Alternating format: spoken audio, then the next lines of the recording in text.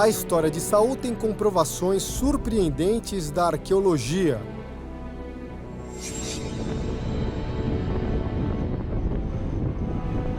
Em uma cidade a 1 hora de Jerusalém,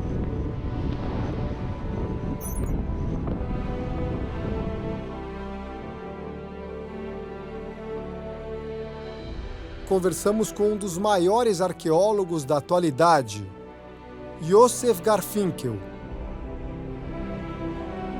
Nós vamos entrar agora em um dos portões das ruínas da cidade bíblica de Kirbeit Haifa, que era conhecida na Bíblia como Sharaim. So, professor, o que era Sharaim? O que aconteceu em Sharaim? Essa cidade é mencionada na Bíblia 3 vezes. É localizada no Vale de Elá, nos tempos de Saul. Se você olha a situação geopolítica da época, a gente está bem na fronteira. Os israelitas estão aqui para o leste e os filisteus desse ponto para o oeste. Esse era o local de confronto. Por mais de 200 anos, mais de 20 batalhas ocorreram aqui. Às vezes os israelitas venceram, às vezes os filisteus venceram. Você vê isso no texto bíblico e na arqueologia. Então nós podemos supor que ela foi construída nos reinados de Saul e Davi? De acordo com a datação por carbono, esse lugar foi construído no fim do século XI a.C. e destruído no começo do século X a.C. Então, é o tempo de Davi e Saul. Vestígios que ajudam a contar o que aconteceu aqui em tempos remotos. Eu acho que essa área era usada por famílias comuns e os homens eram parte da administração e do exército do reinado. Nós podemos imaginar que estamos andando sobre uma casa antiga desse reino? Quando a gente entra pelo portão, essa é uma praça onde as pessoas se reuniam para questões econômicas, onde o rei julgava as pessoas. O profeta falava com o povo.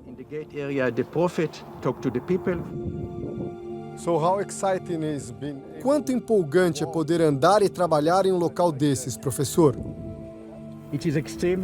É extremamente empolgante escavar um local como este, especialmente porque a gente soluciona todo tipo de questão histórica.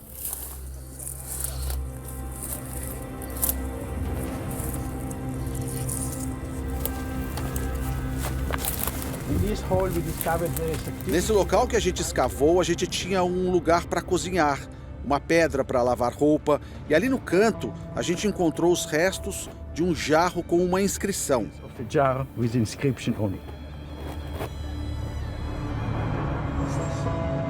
Uma inscrição que logo nos remete ao rei Saul. Ishbal ben Beda. O nome Ishbal é muito conhecido no texto bíblico. O filho de Saul, Ishbal. Ishbal, ou nas traduções para o português, Isbosete. Ou seja, o nome que aparece na Bíblia também está presente em um vaso dos tempos de Saul. Isbosete, onde estão seus irmãos? Foram em algum lugar aí e não chegaram ainda, pai. Larga isso por agora. Prova que o texto sagrado reflete a sociedade daquele período.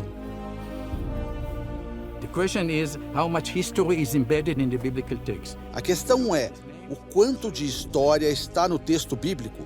Os nomes usados nesse período estão na Bíblia.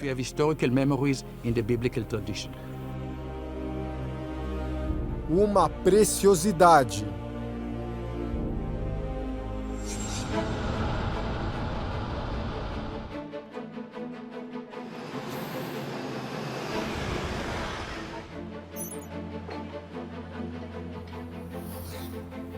A peça fascinante que os arqueólogos encontraram na cidade de Kirbeit Haifa está bem aqui, no Museu das Terras Bíblicas, em Jerusalém.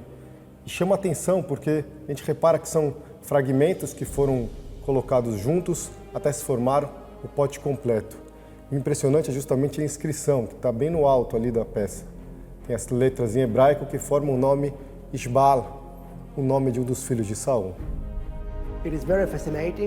É fascinante, porque essa peça pertence ao começo da Era dos Reis de Israel, encontrada em um ponto na fronteira com o território filisteu. Uma relíquia que fazia parte da vida cotidiana, não está relacionada com as batalhas ou algo da realeza diretamente. Mas tem a inscrição com o nome de um dos filhos do rei Saul. O museu ainda abriga outras peças da mesma região. A gente tem vários elementos aqui que foram encontrados em Khirbet Qeiyafa, que são pequenos altares, cerâmicas. O que tudo isso aqui mostra pra gente? A gente consegue ver um pouco aqui da vida e do dia a dia das pessoas que moravam em Khirbet Qeiyafa. A cidade era bastante agrícola, mas também ela servia como um posto militar. Saul foi justamente escolhido como rei para defender o povo de Israel. Era uma época de muitas guerras, eles queriam um grande líder para liderar o povo. E ali era uma grande base militar, então ali com certeza viviam soldados que lutavam por Saul e protegiam a fronteira, o final do povo de Israel. E é interessante que dentro dessa cidade se encontra esse pequeno jarro aqui, que é um jarro de cerveja, mas esse é um jarro filisteu de cerveja. A pergunta como ele foi parar dentro dessa cidade pode ter sido por comércio amigável, mas pode também ter sido que uma das batalhas do povo de Israel contra os filisteus, eles foram e trouxeram como espólio de guerra. A gente tem os relatos da Bíblia de como era a vida naquela época, a gente encontra aqui peças também que se encaixam e assim, com todas essas peças, a gente consegue começar a imaginar como era a vida de um soldado de Saul. A rejeição a Deus e as consequências para o povo de Israel vão ser retratadas na série Reis de uma forma única e emocionante. O desejo do povo de substituir a liderança de Deus por um rei humano é o fio condutor dessa nova etapa da série Reis. A superprodução da Record TV vai mostrar como a decadência espiritual faz com que os israelitas tomem decisões erradas e com grandes consequências. E é nesse cenário que Saul é o escolhido para ser coroado. O que vai mostrar essa nova fase da série Reis? 50 anos se passaram, né, da primeira para agora. Samuel envelhece, Samuel o juiz, né, da primeira temporada. E agora o povo de Israel pede por um rei. E a nossa história vai contar a curva dramática desse camponês, dessa pessoa comum que de repente é alçada a rei. Nesta etapa, Samuel segue representando a voz de Deus. Mesmo com o passar do tempo, ama ensinar as pessoas e aconselhar o rei sobre os caminhos da justiça. Samuel, ele era o profeta, né? Representante de Deus entre o povo. E Samuel também era o principal conselheiro de Saul no sentido de questões de Estado e de questões, sobretudo, religiosas. No momento em que ele passa a autoridade para Saul, ele se torna somente aquele que fala da parte de Deus para os homens e também o sacerdote que faz as oferendas para Deus. Ele deixa de ser o governante. Samuel é um homem de fé. Primeiro isso, e é uma fé inabalável. Então ele fica muito triste e inconformado de que depois de Deus fazer tudo aquilo por um povo, o povo rejeita. Deus fala com Samuel dizendo, não é nada com você. Eles não querem a mim. Não é você que foi um profeta ruim. Eles não querem mais Deus. Os filhos de Samuel, Joel e Abias, também entristecem o povo. Esse grande homem criou 2 filhos que acabaram sendo completamente destituídos de fé e, por serem destituídos de fé, acabam criando 3 características, que é a avareza, a ganância e se tornam personalidades hedonistas, personagens que acabam querendo viver do luxo, querendo viver do prazer E como não tem esse contato com Deus, acabam fazendo algumas besteiras que eu acho que são, assim, muito sérias para Samuel, acabam decepcionando Samuel em larga escala.